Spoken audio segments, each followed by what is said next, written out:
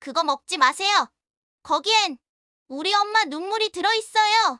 뭐야, 이 애는 경비원! 당장 끌어내! 이 음식 때문에 우리 엄마 죽었어요.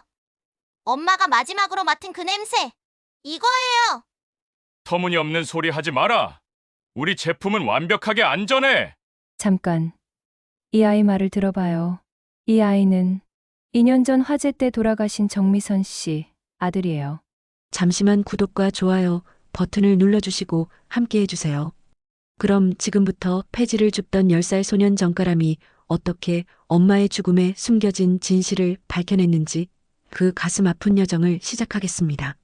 서울 강북의 한 골목, 폐지를 가득 실은 낡은 수레가 덜컹거리며 움직입니다. 10살 정가람의 작은 손이 녹슨 손잡이를 꽉 쥐고 있죠. 아침부터 저녁까지 정가람은 이 수레와 함께 도시의 뒷골목을 누빕니다. 하나, 둘, 셋. 정가람이 주운 페트병을 세면서 중얼거립니다. 오늘은 25개. 다 팔면 1,500원 정도 나올 거예요. 라면 한 봉지 값이죠. 정가람의 하루 식사는 대부분 이렇게 결정됩니다. 학교는 2년 전부터 다니지 못했어요. 엄마가 돌아가신 후로는 모든 게 멈춰버렸으니까요. 호적상으로는 존재하지만 세상에서는 잊혀진 아이. 그게 바로 정가람입니다. 태림백화점 뒤편 쓰레기장은 정가람의 주요 활동 구역이었습니다. 백화점에서 나오는 쓰레기는 양도 많고 재활용품도 깨끗한 편이었거든요. 무엇보다 이곳은 엄마가 마지막으로 일했던 곳이기도 했습니다. 엄마도 여기서 일했었지. 정가람은 백화점 건물을 올려다보며 혼잣말을 합니다. 유리로 된 거대한 건물이 햇빛을 반사하며 눈부시게 빛나고 있었죠. 그 화려함 뒤에 숨겨진 아픔을 아는 사람은 많지 않았습니다. 2년 전 그날 태림백화점에서 대형 화재가 발생했습니다. 식품부서에서 시작된 불은 순식간에 번졌고 많은 사람들이 다쳤죠. 정가람의 엄마도 그중 한 명이었습니다.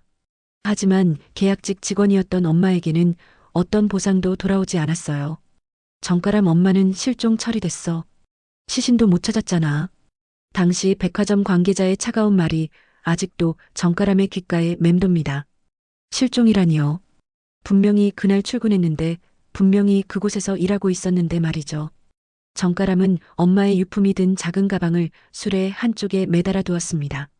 낡은 지갑, 깨진 손거울, 그리고 빨간색 수첩. 엄마가 항상 들고 다니던 것들이었죠.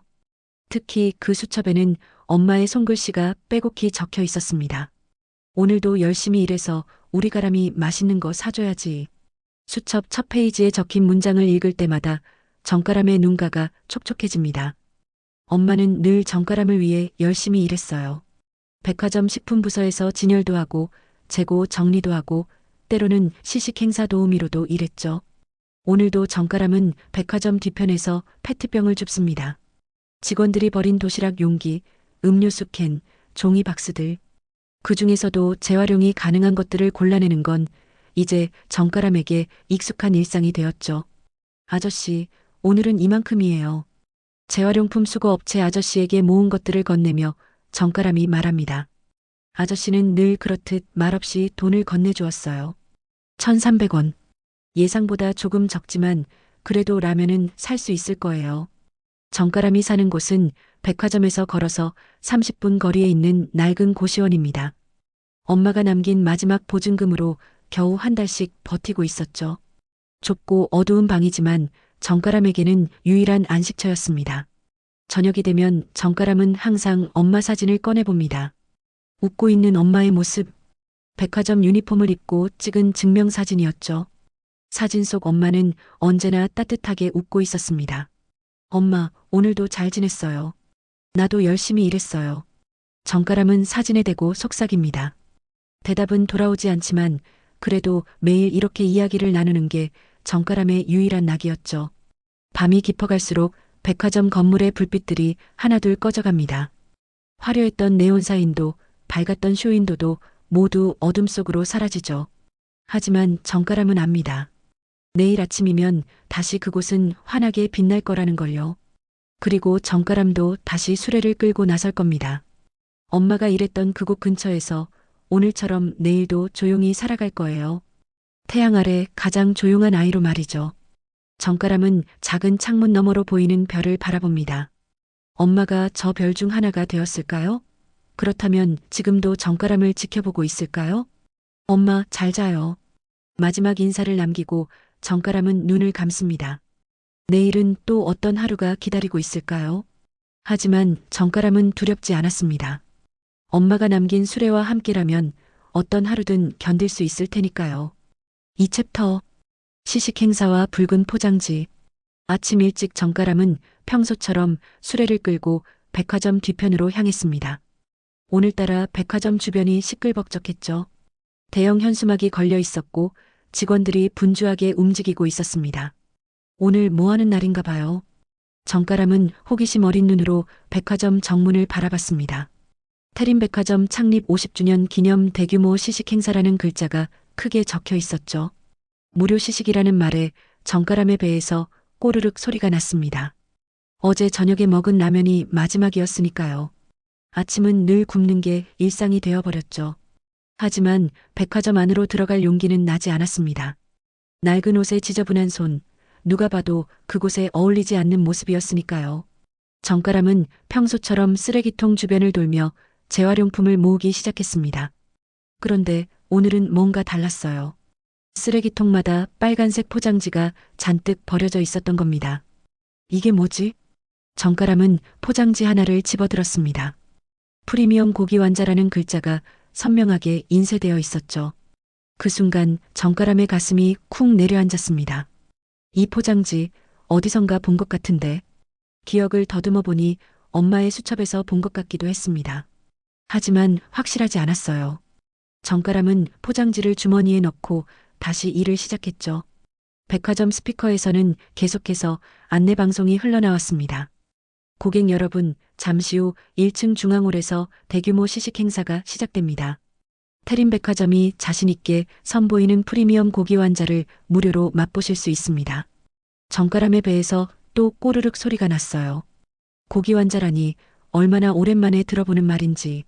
엄마가 살아있을 때는 가끔 사주곤 했는데 말이죠. 한참을 망설이던 정가람은 결국 백화점 뒷문으로 조심스럽게 들어갔습니다. 직원들이 바쁘게 움직이는 틈을 타서 1층 중앙홀 근처까지 갔죠. 수많은 사람들이 시식대 앞에 줄을 서 있었습니다. 자, 이쪽으로 오세요. 한 분당 2개씩 드립니다. 유니폼을 입은 직원들이 밝은 표정으로 손님들을 맞이하고 있었어요. 정가람은 기둥 뒤에 숨어서 그 광경을 지켜봤습니다. 사람들은 하나같이 행복한 표정으로 고기 완자를 받아갔죠. 그때였습니다. 정가람의 눈에 익숙한 얼굴이 들어왔어요. 문주희 이모였습니다. 엄마와 같이 일했던 분이었죠. 문주희는 시식대에서 고기 완자를 나눠주고 있었는데 표정이 어딘가 불편해 보였습니다. 이모. 정가람은 작게 중얼거렸습니다. 문주희 이모를 만나고 싶었지만 이런 모습으로 다가가기는 부끄러웠어요. 게다가 이모가 정가람을 알아볼까 하는 두려움도 있었죠. 정가람이 돌아서려는 순간 누군가 정가람의 어깨를 툭 쳤습니다. 얘야, 여기서 뭐하니? 돌아보니 경비 아저씨였습니다. 정가람은 깜짝 놀라 뒷걸음질을 쳤죠. 아, 저는 그냥 시식하러 왔구나. 이리 와, 줄 서야지. 의외로 경비 아저씨는 친절했습니다. 정가람을 줄 뒤쪽으로 안내해 주었죠. 정가람은 어리둥절한 채로 줄을 섰습니다. 주변 사람들의 시선이 따가웠지만 배고픔이 더 컸어요. 드디어 정가람의 차례가 왔습니다. 시식대 앞에는 빨간 포장지에 쌓인 고기 완자가 수북이 쌓여 있었죠. 그 순간 정가람의 머릿속에서 뭔가가 번쩍했습니다. 이 포장지 분명히 본 적이 있어요. 엄마가 돌아가시기 전날 손에 꼭 쥐고 있던 바로 그 포장지였습니다.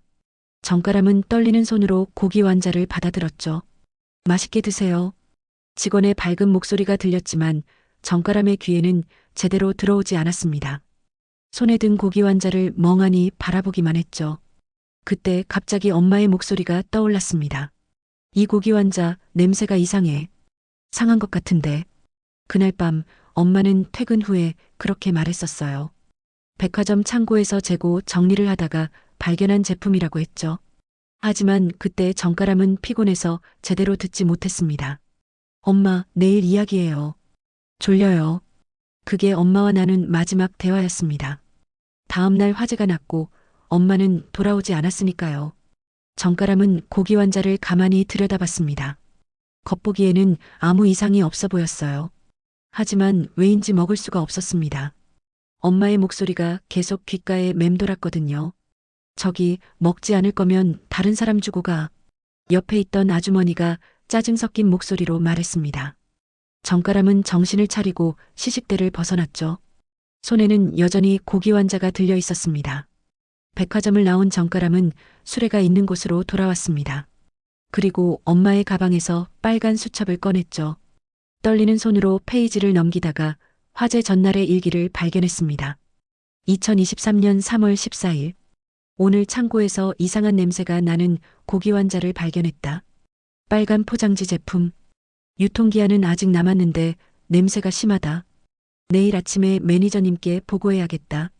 정가람의 눈에서 눈물이 흘렀습니다. 엄마는 끝까지 자신의 일에 책임감을 가지고 있었던 거예요. 하지만 그 보고를 하기도 전에 정가람은 손에 든 고기 환자를 다시 봤습니다. 지금 백화점에서는 수많은 사람들이 이걸 먹고 있었죠. 만약 엄마 말이 맞다면, 만약 정말로 문제가 있는 제품이라면 정가람은 갑자기 무서워졌습니다. 하지만 누구에게 말해야 할지, 어떻게 해야 할지 알 수가 없었어요. 고작 10살짜리 아이의 말을 누가 들어줄까요? 게다가 증거도 없었습니다. 정가람은 고기 환자를 수첩과 함께 가방에 넣었습니다. 그리고 다시 수레를 끌기 시작했죠. 하지만 머릿속은 온통 엄마의 일기와 빨간 포장지로 가득했습니다. 저녁이 되어 고시원으로 돌아온 정가람은 밤새 고민했습니다. 엄마가 남긴 수첩을 몇 번이고 다시 읽었죠. 그리고 결심했습니다. 내일 다시 백화점에 가서 진실을 확인해 보기로요. 엄마, 저 용기 낼게요. 엄마가 지키려고 했던 것, 제가 대신 지킬게요. 정가람은 엄마 사진을 꼭 안고 잠이 들었습니다. 내일은 무슨 일이 일어날지 모르지만 이대로 가만히 있을 수는 없었으니까요. 붉은 고기 환자를 삼킨 사람들. 다음 날 아침 정가람은 평소보다 일찍 일어났습니다. 어제 가방에 넣어둔 고기 환자는 밤새 더 이상한 냄새가 나기 시작했죠. 엄마 말이 맞았어요. 분명히 뭔가 문제가 있는 제품이었습니다. 정가람은 엄마의 수첩과 고기 환자를 들고 백화점으로 향했습니다. 오늘도 시식 행사는 계속된다고 했으니까요. 어떻게든 사람들에게 알려야 했습니다. 백화점 앞은 어제보다 더 붐볐습니다. 방송국 차량까지 와 있었고 카메라를 든 기자들이 취재를 하고 있었죠. 오늘은 태림백화점 창립 50주년 기념행사 둘째 날입니다. 차태성 회장님이 직접 현장을 방문하신다고 하는데요. 리포터의 목소리가 확성기를 통해 울려 퍼졌습니다. 정가람은 차태성이라는 이름을 처음 들었지만 백화점 회장이라는 건 알 수 있었죠. 정가람이 백화점 입구에 다가가자 어제 그 경비 아저씨가 다시 나타났습니다. 너 어제 그 애구나. 오늘도 시식하러 왔니? 정가람은 고개를 끄덕였습니다. 하지만 속으로는 다른 계획을 세우고 있었죠. 어떻게든 책임자를 만나 엄마의 수첩을 보여줘야 했습니다. 중앙홀에는 어제보다 더 큰 시식대가 설치되어 있었습니다. 빨간 포장지에 고기 환자가 피라미드처럼 쌓여 있었고 사람들은 줄을 서서 기다리고 있었죠. 그때 정가람의 눈에 한 남자가 들어왔습니다. 비싼 양복을 입고 직원들에게 둘러싸여 있는 노인이었죠. 주변 사람들이 수군거렸습니다. 저분이 차태성 회장이래. 직접 나오셨네. 대단하다. 차태성 회장은 만족스러운 표정으로 시식대를 둘러봤습니다. 그리고 마이크를 잡고 말했죠. 여러분 환영합니다. 우리 태림백화점은 항상 고객의 건강을 최우선으로 생각합니다. 이번에 선보이는 프리미엄 고기 환자는 최고급 재료만을 사용해 만든 완벽한 제품입니다. 사람들이 박수를 쳤습니다. 카메라 플래시가 터졌고 기자들은 열심히 사진을 찍었죠. 차태성 회장은 직접 고기 환자 하나를 집어들고 맛있게 먹는 모습을 보여줬습니다. 정말 맛있습니다. 여러분도 꼭 드셔보세요. 그 순간이었습니다. 정가람은 더 이상 참을 수 없었어요. 사람들이 계속해서 그 고기 환자를 먹고 있었으니까요. 정가람은 군중을 해치고 앞으로 나갔습니다. 잠깐만요. 그거 먹지 마세요. 정가람의 외침에 주변이 조용해졌습니다. 모든 시선이 정가람에게 쏠렸죠. 차태성 회장도 의아한 표정으로 정가람을 바라봤습니다. 그거 먹으면 안 돼요. 거기엔 우리 엄마 눈물이 들어있어요. 정가람은 떨리는 목소리로 외쳤습니다. 주변에서 웅성거리는 소리가 들렸죠. 저게 무슨 소리야? 애가 왜 저러지? 차태성 회장의 표정이 굳어졌습니다. 옆에 있던 직원에게 작은 목소리로 뭔가 지시했죠. 곧 경비원 2명이 정가람에게 다가왔습니다. 애야, 이리 와. 어른들 일에 끼어들면 안 돼. 하지만 정가람은 물러서지 않았습니다. 가방에서 엄마의 수첩을 꺼내 높이 들었죠. 여기 봐요. 우리 엄마가 쓴 거예요. 이 고기 환자가 이상하다고, 냄새가 난다고 적혀 있어요. 정가람이 수첩을 펼쳐 보이려는 순간 경비원이 정가람의 팔을 잡았습니다. 수첩이 바닥에 떨어졌고 정가람은 몸부림쳤죠. 나요. 나라고요. 엄마가 이것 때문에 죽었어요. 그때 군중 속에서 누군가 나타났습니다. 문주희였어요. 문주희는 경비원을 막아서며 말했습니다. 잠깐, 이 아이 말을 들어봐요. 문대리, 지금 뭐 하는 거야? 차태성 회장 옆에 있던 간부가 날카롭게 물었습니다. 문주희는 잠시 망설이다가 입을 열었죠. 이 아이, 2년 전 화재 때 돌아가신 정미선 씨 아들이에요. 순간 차태성 회장의 얼굴에 당황한 기색이 스쳤습니다. 하지만 곧 평정을 되찾고 말했죠. 그래서 지금 무슨 근거로 우리 제품을 모함하는 거지? 정가람은 바닥에 떨어진 수첩을 주워들었습니다. 그리고 떨리는 손으로 페이지를 펼쳤죠. 여기요. 엄마가 죽기 전날 쓴 거예요. 창고에서 이상한 냄새가 나는 고기 환자를 발견했다고요. 카메라가 정가람에게로 향했습니다. 기자들이 관심을 보이기 시작했죠. 차태성 회장은 초조한 듯 직원들과 속삭였습니다. 저건 그냥 아이의 상상이야. 2년 전 일을 왜 지금 와서. 차태성 회장이 말을 끝내기도 전에 정가람은 가방에서 어제 받은 고기 환자를 꺼냈습니다. 이거 맡아보세요. 똑같은 냄새가 나요. 엄마가 말한 그 냄새요. 몇몇 사람들이 호기심에 다가왔습니다. 한 기자가 고기 환자를 받아 냄새를 맡더니 얼굴을 찌푸렸죠. 확실히 뭔가 이상한 냄새가 나네요. 웅성거림이 커졌습니다. 시식대 앞에 줄 서 있던 사람들이 불안한 표정으로 서로를 바라봤죠. 방금 전까지 고기 환자를 먹던 사람들도 걱정스러운 얼굴이 되었습니다. 차태성 회장이 다급하게 마이크를 잡았습니다. 여러분, 오해입니다. 우리 제품은 철저한 품질 관리를 거친 안전한 제품입니다. 한 아이의 억측에 휘둘리지 마십시오. 하지만 이미 분위기는 바뀌어 있었습니다. 사람들이 하나둘 시식대에서 멀어지기 시작했죠. 기자들은 정가람 주위로 몰려들었습니다. 학생, 어머니가 정말 이 제품 때문에 돌아가셨다는 거니? 그 수첩 좀 자세히 볼 수 있을까? 정가람은 눈물을 흘리며 대답했습니다. 엄마는 끝까지 사람들을 지키려고 했어요. 이상한 제품을 신고하려고 했는데 그날 불이 났어요. 문주희가 정가람의 어깨를 감싸며 말했습니다. 맞아요. 그날 미선 씨는 정말로 제품 문제를 보고하려고 했어요. 저도 알고 있었지만 문주희는 차태성 회장을 힐끗 보며 말을 멈췄습니다. 그 순간 한 노부인이 갑자기 배를 움켜쥐며 쓰러졌습니다. 으악, 배가, 갑자기 배가. 곧이어 여기저기서 비명소리가 들렸습니다. 고기 환자를 먹은 사람들이 하나둘 배를 움켜쥐고 있었죠. 현장은 순식간에 아수라장이 되었습니다. 구급차를 불러요. 빨리 119에 신고해. 차태성 회장의 얼굴이 새하얗게 질렸습니다. 방송 카메라는 그 모든 장면을 고스란히 담고 있었죠. 정가람은 엄마의 수첩을 가슴에 꼭 안았습니다. 엄마가 막으려 했던 일이 결국 일어나고 말았어요. 하지만 이제라도 진실이 밝혀질 수 있을지도 모릅니다. 엄마, 이제야 사람들이 알게 됐어요. 정가람의 작은 목소리는 혼란스러운 현장의 소음에 묻혔지만 그 눈빛만큼은 그 누구보다 또렷했습니다. 4챕터 백화점 뒤편 봉인된 CCTV. 현장이 어수선한 틈을 타서 문주희는 정가람의 손을 잡고 백화점 뒤편으로 이동했습니다. 구급차 사이렌 소리가 멀리서 들려오고 있었죠. 정가람은 여전히 엄마의 수첩을 꼭 안고 있었습니다. 가람아, 여기서 잠깐 기다려. 문주인은 주변을 살피며 조심스럽게 말했습니다. 백화점 뒤편 직원 휴게실로 들어간 문주인은 곧 검은색 USB를 들고 나왔죠. 이모, 이게 뭐예요? 너희 엄마가 남긴 마지막 증거야. 문주희의 눈가가 촉촉해졌습니다. 그동안 이 USB를 간직하고 있었지만 차마 세상에 알릴 용기가 나지 않았던 거죠. 두 사람은 근처 PC방으로 향했습니다. 문주희가 USB를 컴퓨터에 꽂자 여러 개의 동영상 파일이 나타났어요. 그중 하나를 클릭하니 백화점 창고에 CCTV 영상이 재생되기 시작했습니다. 이게 2년 전 그날이야. 화면 속에는 정가람의 엄마 정미선이 있었습니다. 창고에서 재고 정리를 하던 정미선은 한 박스를 열어보고는 얼굴을 찌푸렸죠.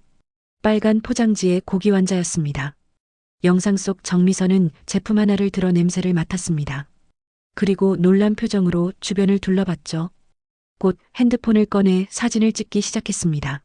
엄마. 정가람은 화면을 보며 눈물을 흘렸습니다. 2년 만에 보는 엄마의 모습이었으니까요. 비록 CCTV 영상이지만 엄마가 살아 움직이는 모습을 보니 가슴이 미어졌죠. 영상은 계속됐습니다. 정미선은 문제의 제품들을 따로 모아놓고 수첩에 뭔가를 적었어요. 바로 정가람이 가지고 있는 그 빨간 수첩이었죠. 그때 창고 문이 열리며 누군가 들어왔습니다. 양복을 입은 중년 남성이었는데 정미선은 그를 보고 급하게 다가갔죠. 부장님, 이 제품들 확인해 보셔야 할 것 같아요. 유통기한은 남았는데 이미 상한 것 같습니다. 남성은 짜증스러운 표정으로 정미선을 바라봤습니다. 정씨, 쓸데없는 소리 하지 마. 내일 시식 행사에 쓸 제품이야. 하지만 부장님, 이건 정말 위험해요. 사람들이 먹으면. 닥쳐. 위에서 이미 결정난 사항이야. 내가 뭔데 참견이야? 영상 속 정미선은 포기하지 않았습니다. 계속해서 부장을 설득하려 했죠. 그러자 부장은 화를 내며 정미선을 밀쳤습니다. 계속 이러면 당장 해고야. 알아서 해. 부장이 나간 후 정미선은 망연자실한 표정으로 서 있었습니다. 그리고 다시 한번 문제의 제품들을 바라봤죠. 결심한 듯 박스를 들고 창고를 나가려는 순간 화면이 갑자기 붉은빛으로 물들었습니다. 화재 경보기가 울리기 시작했고 연기가 피어오르기 시작했죠. 불이야, 불이야. 영상 속 정미선은 당황하며 출구를 찾았습니다. 하지만 이미 연기가 가득 차서 앞이 보이지 않았어요. 정미선은 박스를 떨어뜨리고 필사적으로 탈출구를 찾았지만 더 이상은 못 보여주겠어. 문주희가 영상을 멈췄습니다. 정가람은 이미 울음을 터뜨리고 있었죠. 엄마의 마지막 순간을 보는 건 너무나 고통스러운 일이었습니다. 그날 화재는 전기 누전 때문이라고 발표됐어. 하지만 문주희는 다른 파일을 열었습니다. 화재 직전 다른 구역의 CCTV 영상이었죠. 거기엔 검은 옷을 입은 누군가가 전기 배전방 근처에서 뭔가를 하고 있는 모습이 찍혀 있었습니다. 이건 방화야. 누군가 일부러 불을 낸 거야. 정가람은 놀란 눈으로 문주희를 바라봤습니다. 왜요? 왜 그런 짓을? 너희 엄마가 문제를 제기했으니까. 그 제품들은 이미 대량으로 생산된 상태였고 폐기하면 큰 손실이 생기는 거였어. 그래서 문주희는 말을 잇지 못했습니다. 진실은 너무나 잔인했으니까요. 이 영상들을 경찰에 제출하려고 했는데 위에서 압력이 들어왔어. 나도 가족이 있어서. 미안해, 가람아. 문주희는 고개를 숙였습니다. 정가람은 이모를 원망할 수 없었어요. 이모도 무서웠을 테니까요. 그런데 오늘 내가 나타났어. 그리고 사람들이 쓰러졌지. 이제는 더 이상 숨길 수 없을 거야. 문주희는 USB를 정가람에게 건넸습니다. 이걸 가지고 있어. 하지만 조심해야 해. 태림그룹이 가만히 있지 않을 거야. 정가람이 USB를 받아들려는 순간 휴대폰이 울렸습니다. 문주희가 전화를 받자 얼굴이 창백해졌죠. 뭐라고? 정가람이 고의로 변질된 제품을 가져와서 소동을 일으켰다고? 전화를 끄는 문주희는 다급하게 말했습니다. 태림그룹에서 너를 고소한대. 오히려 내가 제품을 조작했다고 언론에 보도자료를 뿌렸어. 정가람은 믿을 수 없다는 표정이었습니다. 피해자인 자신이 오히려 가해자가 된다니요. 빨리 여기서 나가자. 안전한 곳으로 가야 해. 두 사람이 PC방을 나서려는 순간 입구에 검은 양복을 입은 남자들이 서 있었습니다. 정가람 씨죠? 같이 가셔야겠습니다. 누구세요? 태림그룹 법무팀입니다. 명예훼손 및 업무방해 혐의로 고소장이 접수됐습니다. 문주희가 정가람을 감싸며 말했습니다. 아직 미성년자예요. 이런 식으로 보호자가 없으니 아동보호소로 인계하겠습니다. 비키세요. 남자들이 정가람에게 다가왔습니다. 정가람은 USB를 꽉 쥐며 뒷걸음질 쳤죠. 그때 문주희가 작은 목소리로 속삭였습니다. 뒷문으로 뛰어. 내가 막을게. 정가람은 문주희를 한번 바라보고는 있는 힘껏 뛰기 시작했습니다. 뒤에서 고함 소리가 들렸지만 돌아보지 않았어요. 엄마의 수첩과 USB를 가슴에 품고 정가람은 어둠 속으로 사라졌습니다. 이제 정가람은 정말로 혼자가 되었습니다. 하지만 손에는 진실을 밝힐 수 있는 증거가 있었죠. 문제는 이걸 어떻게 세상에 알릴 것인가였습니다. 5챕터 언론의 침묵 그리고 삭제된 영상. 정가람은 숨을 헐떡이며 어두운 골목을 달렸습니다. 태림그룹 사람들을 따돌린 후 평소와는 24시간 편의점으로 숨어들었죠. 다행히 점원은 정가람을 알아보지 못했습니다. 편의점 구석에 앉아 정가람은 떨리는 손으로 스마트폰을 켰습니다. 고시원에 두고 온 낡은 공기계였지만 와이파이는 연결됐죠. 뉴스를 검색하자 충격적인 기사들이 떴습니다. 태림백화점 시식행사 소동, 10세 아동의 계획된 테러, 정신적 문제 있는 아동, 변질 제품으로 소란 피워 차태성 회장, 악의적 모함에 법적 대응 선언. 정가람의 눈에서 눈물이 흘렀습니다. 진실은 완전히 뒤집혀 있었어요. 자신이 마치 정신이상자처럼 묘사되고 있었죠. 심지어 얼굴 사진까지 나와 있었습니다. 이럴 수가. 정가람은 USB를 꺼내봤습니다. 이 안에 있는 영상을 어떻게든 세상에 알려야 했어요. 그때 떠오른 게 있었습니다. 오늘 현장에 있던 방송국 기자들이죠. 정가람은 인터넷으로 방송국 연락처를 찾았습니다. 그리고 떨리는 손으로 전화를 걸었죠. 여보세요, KBC 방송국입니다. 오늘 태림백화점에서 있었던 사건 관련해서 제보하고 싶은데요. 아, 그 미친의 사건이요? 이미 취재 끝났습니다. 정가람은 목소리를 가다듬고 다시 말했습니다. 저한테 증거가 있어요. CCTV 영상이요. 2년 전 화재 때 엄마가 애야, 장난 전화하지 마. 태림그룹이 우리 방송국 최대 광고주야. 그만 끊어. 전화가 끊겼습니다. 정가람은 포기하지 않고 다른 방송국에도 전화했지만 반응은 비슷했죠. 아무도 정가람의 이야기를 듣지 않았습니다. 새벽이 되어 정가람은 편의점을 나왔습니다. 갈 곳이 없었어요. 고시원도 이미 태림그룹 사람들이 찾아갔을 거고 문주희 이모도 연락이 안 됐죠. 정가람은 무작정 시청 앞으로 갔습니다. 그곳에는 큰 전광판이 있었는데 아침 뉴스가 나오고 있었어요. 어제 태림백화점에서 발생한 소동과 관련해 식약청 조사 결과 제품에는 아무런 이상이 없었다고 발표했습니다. 화면에는 양복 입은 남자가 나와서 설명하고 있었습니다. 어제 일부 시민들이 복통을 호소한 것은 심리적 요인으로 판단됩니다. 한 아동의 선동에 의한 집단 히스테리 현상이었죠. 정가람은 주먹을 꽉 쥐었습니다. 거짓말이었어요. 분명히 사람들이 진짜로 아파했는데 말이죠. 그때 전광판에 차태성 회장이 나타났습니다. 기자회견을 하는 모습이었죠. 우리 태림그룹은 이번 사건으로 큰 피해를 입었습니다. 근거 없는 모함으로 기업 이미지가 실추됐죠.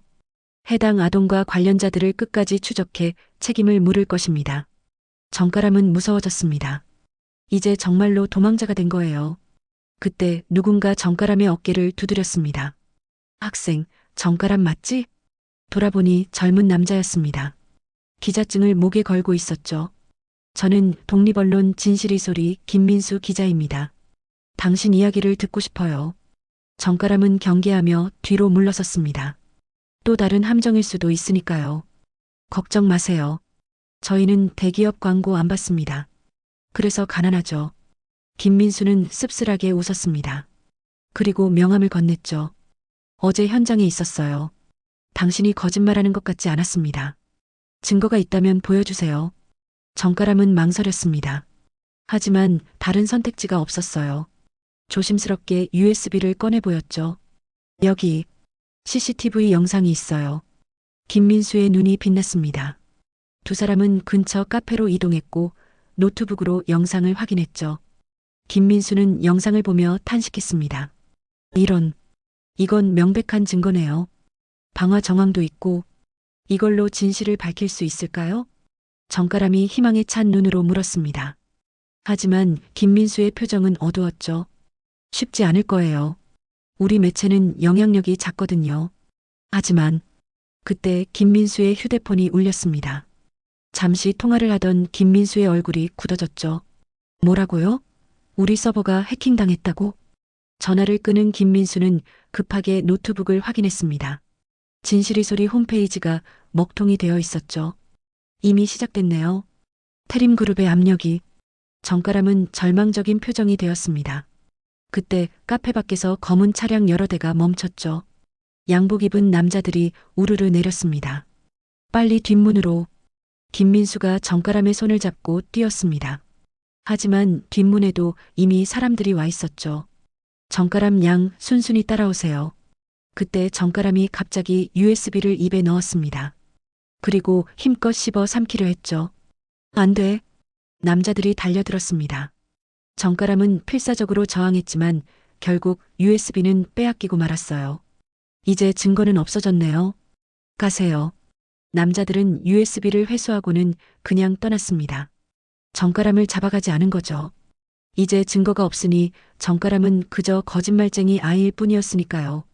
김민수는 주저앉은 정가람을 일으켜 세웠습니다. 괜찮아요. 아직 끝난 게 아니에요. 하지만 증거가. 영상은 제가 이미 클라우드에 백업해뒀어요. 그들이 가져간 건 빈 USB예요. 정가람은 놀란 눈으로 김민수를 바라봤습니다. 김민수가 윙크를 하며 말했죠. 기자는 항상 백업을 해야 하거든요. 이제 진짜 싸움을 시작해봅시다. 하지만 그들은 몰랐습니다. 태림그룹의 힘이 얼마나 거대한지를요. 그날 저녁 진실이 소리는 폐간 명령을 받았고 김민수는 구속됐습니다. 정가람은 다시 혼자가 되었습니다. 하지만 포기할 수 없었어요. 엄마의 수첩을 꺼내 마지막 페이지를 펼쳤죠. 거기엔 엄마의 마지막 메시지가 있었습니다. 사랑하는 가람아, 엄마는 항상 내 곁에 있어. 포기하지 마. 진실은 반드시 밝혀질 거야. 정가람은 눈물을 닦고 일어섰습니다. 아직 끝나지 않았어요. 어떻게든 방법을 찾을 거예요. 엄마를 위해서, 그리고 진실을 위해서 말이죠. 6챕터. 엄마의 수첩 속 손글씨. 정가람은 다시 폐지 수레를 끌고 거리로 나왔습니다. 며칠 동안 숨어 지내다 보니 돈도 떨어지고 배도 고팠죠. 태림그룹도 이제는 정가람을 찾지 않았습니다. 증거도 없는 아이를 굳이 쫓을 필요가 없었으니까요. 하지만 정가람의 일상은 완전히 달라져 있었습니다. 사람들이 정가람을 알아보기 시작한 거예요. 어머, 저 애 그 애 아니야? 태림백화점에서 난동 부렸던. 맞아, 뉴스에 나왔던 정신병자애. 수군거리는 소리가 정가람의 귀에 들렸습니다. 고개를 숙이고 빠르게 자리를 떴지만 상처는 이미 깊게 파여 있었죠. 그날 밤 정가람은 고시원 방에서 엄마의 수첩을 펼쳤습니다.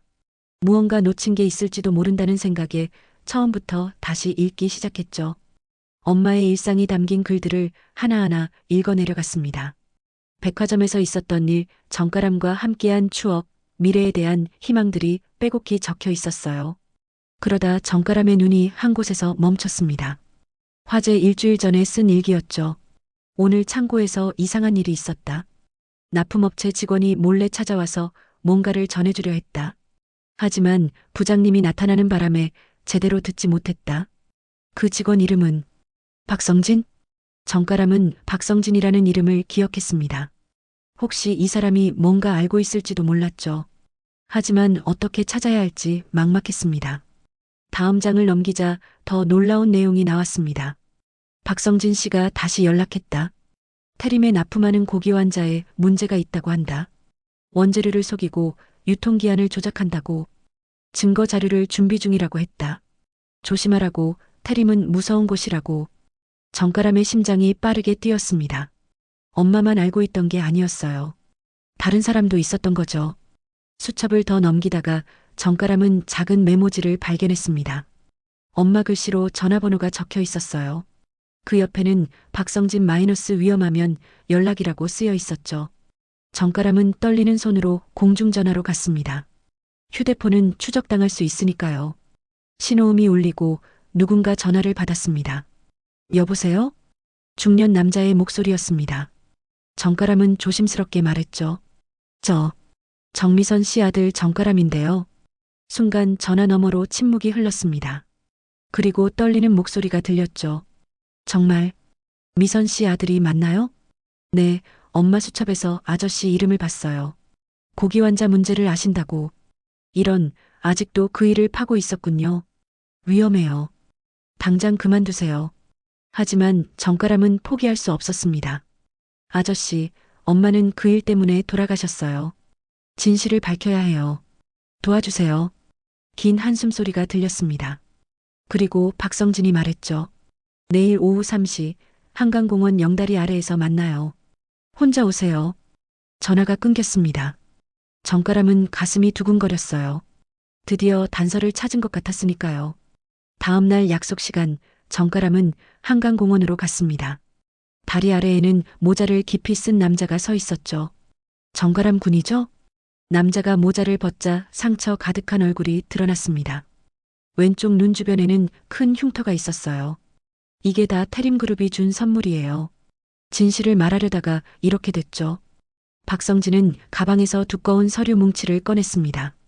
이게 내가 2년 동안 모은 증거예요. 태림그룹이 어떻게 불량 원료를 사용했는지, 어떻게 서류를 조작했는지 다 들어있죠. 정가람은 서류를 받아들었습니다. 복잡한 내용이었지만 중요한 건 알 수 있었어요.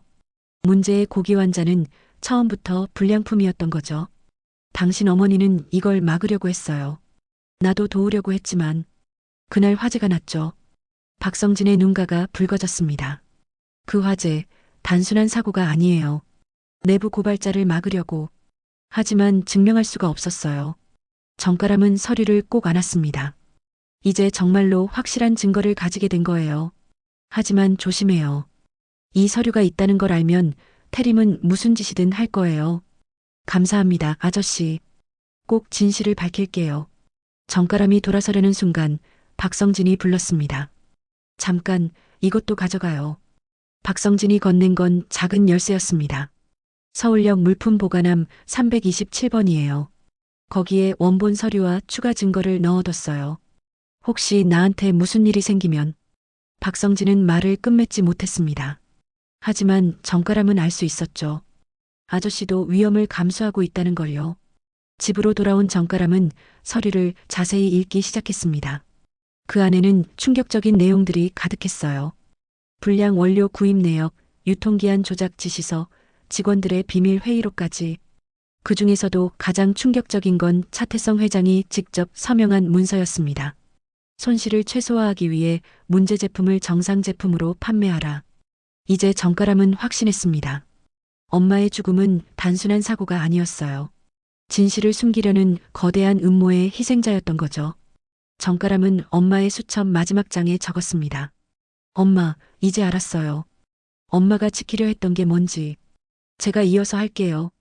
약속해요. 그날 밤 정가람은 오랜만에 편안하게 잠들었습니다. 내일은 이 모든 진실을 세상에 알릴 거예요. 이번에는 절대 실패하지 않을 거예요. 정가람은 아침 일찍 서울역으로 향했습니다. 박성진이 알려준 물품 보관함에서 추가 자료를 찾기 위해서였죠. 327번 보관함을 열자 검은색 가방이 나왔습니다. 안에는 더 많은 서류와 함께 작은 녹음기도 들어있었어요. 녹음기를 틀어보니 익숙한 목소리가 들렸습니다. 차태성 회장이었죠. 이미 생산된 제품을 폐기하면 손실이 너무 크다. 식중독 정도야 나중에 무마하면 되니까 그냥 판매해. 정가람은 모든 자료를 가방에 넣었습니다. 그리고 결심했죠. 오늘 다시 한번 태림백화점으로 가기로요. 마침 오늘도 태림백화점에서는 대규모 행사가 있었습니다. 고객 쌓은 대잔치라는 이름으로 또다시 시식 행사를 하는 거였죠. 정가람은 믿을 수 없었습니다. 며칠 전 사람들이 쓰러졌는데도 또 같은 행사를 한다니요. 백화점 앞은 이미 인산인해였습니다. 이번엔 연예인들까지 초청해서 더 화려하게 꾸몄더군요. 정가람은 군중 속에 섞여 들어갔습니다. 중앙 무대에는 차태성 회장이 서 있었습니다. 마이크를 잡고 당당하게 연설하고 있었죠. 여러분, 지난번 불미스러운 사건에 대해 다시 한번 사과드립니다. 한 아이의 거짓말로 인해 많은 분들이 걱정하셨죠. 하지만 우리 제품은 완벽하게 안전합니다. 박수 소리가 터져 나왔습니다. 정가람은 분노가 치밀어 올랐어요. 저 사람이 엄마를 죽게 만든 장본인이었으니까요. 정가람은 가방에서 서류를 꺼냈습니다. 그리고 무대 앞으로 걸어갔죠. 경비원들이 막으려 했지만 정가람은 소리쳤습니다. 저 정가람이에요. 증거를 가져왔어요. 순간 장내가 조용해졌습니다. 사람들의 시선이 정가람에게 쏠렸죠. 차태성 회장의 얼굴이 굳어졌습니다. 또 너구나. 경비원들 당장 끌어내. 하지만 정가람은 이미 무대 위로 뛰어올랐습니다. 그리고 높이 든 서류를 사람들에게 보였죠. 여기 보세요. 차태성 회장이 직접 서명한 문서예요. 불량 제품을 알면서도 판매하라고 지시했어요. 카메라들이 정가람에게 향했습니다. 이번엔 생방송이었죠. 정가람은 서류를 하나하나 들어보이며 외쳤습니다. 2년 전 우리 엄마가 이걸 막으려다 죽었어요. 그리고 며칠 전에도 사람들이 쓰러졌잖아요. 언제까지 속으실 건가요? 군중들이 웅성거리기 시작했습니다. 몇몇 기자들은 정가람에게 다가와 서류를 찍기 시작했죠. 차태성 회장이 다급하게 말했습니다. 저건 다 조작된 문서입니다. 저 아이의 거짓말에 속지 마세요. 그때 정가람이 녹음기를 꺼냈습니다. 그리고 재생 버튼을 눌렀죠. 이미 생산된 제품을 폐기하면 손실이 너무 크다. 식중독 정도야 나중에 무마하면 되니까 그냥 판매해. 차태성 회장의 목소리가 확성기를 통해 울려 퍼졌습니다. 장내가 술렁였죠. 저 건. 차태성 회장이 말을 더듬었습니다. 그때 군중 속에서 누군가 소리쳤어요. 내 아이가 며칠 전에 그 고기 환자 먹고 입원했어요. 아직도 병원에 있다고요. 또 다른 사람도 외쳤습니다. 우리 어머니도요. 의사가 식중독이 맞다고 했어요. 여기저기서 비슷한 증언이 터져 나왔습니다. 며칠 전 언론에서는 심리적 요인이라고 했지만 실제로는 많은 사람들이 고통받고 있었던 거죠. 그때 무대 옆에서 한 무리의 사람들이 나타났습니다. 식약청 직원들이었어요. 차태성 회장님, 긴급 조사가 필요합니다. 제품 샘플을 즉시 수거하겠습니다. 아니, 이건 음모야. 난 모함을 당하고 있다고. 하지만 이미 늦었습니다. 식약청 직원들이 시식대의 고기 환자를 수거하기 시작했죠.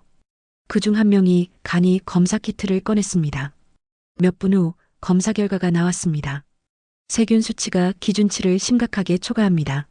즉시 판매 중지 명령을 내립니다. 청천벽력 같은 발표였습니다. 군중들 사이에서 분노의 목소리가 터져 나왔죠. 사기꾼, 살인기업, 우리 아이들을 병들게 했어. 카메라들이 쉴 새 없이 플래시를 터뜨렸습니다. 생방송으로 모든 게 전국에 중계되고 있었죠. 정가람은 눈물을 흘리며 말했습니다. 이 제품 번호 보이시죠?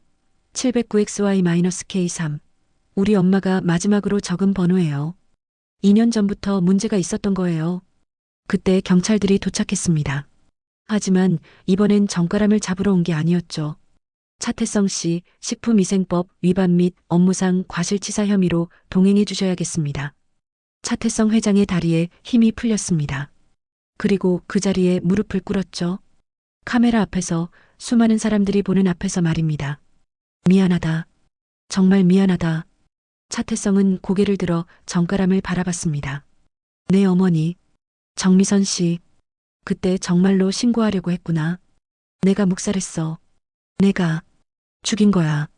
충격적인 고백이었습니다. 주변이 다시 조용해졌죠. 차태성은 계속 말했습니다. 화재도, 그것도 우리가, 아니, 내가 지시한 거야. 증거를 없애려고. 미안하다. 정말 미안하다. 정가람은 그 자리에 주저앉았습니다. 2년 만에 들은 진실이었어요. 엄마는 끝까지 옳은 일을 하려 했고 그 때문에 희생된 거였죠.